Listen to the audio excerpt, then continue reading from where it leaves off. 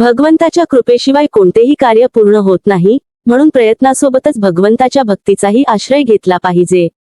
हे अर्जुन, भगवंताची आराधना केल्याने मन सात्विक होते आणि वाईट शक्ती पूर्णपणे नाहीशी होते. आणि आसक्तीचा नाश झाला नाही तर मनुष्याचा सर्वनाश होतो.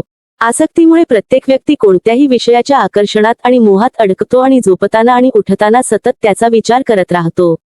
जर एखादा मनुष्य सुंदर स्त्रीच्या प्रेमात पडतो, तेव्हा तो जागृत असताना आणि झोपताना त्याच गोष्टीची कल्पना आणि स्वप्ने पाहत राहतो. अशा प्रकारे सतत चिंतनाने आसक्तीच्या आधारे वासनेची भावना निर्माण होऊ लागते. काम वा वासनामध्ये अगदी थोडासा अडथळा जरी आला तरी त्याला राग येऊ शकतो. जिथे राग आहे तिथे अविचार किंवा अविवेक सुद्धा आहे. ज्याप्रमाणे वाऱ्याच्या जोरदार झोताने दिव्याचा प्रकाश विझतो, त्याचप्रमाणे वासनेतून जन्मलेल्या अविवेकाच्या वादळाने माणसाची स्मृती नष्ट होते. आणि जेव्हा स्मृतीभ्रंश होते तेव्हा बुद्धीचा नाश व्हायला किती वेळ लागतो?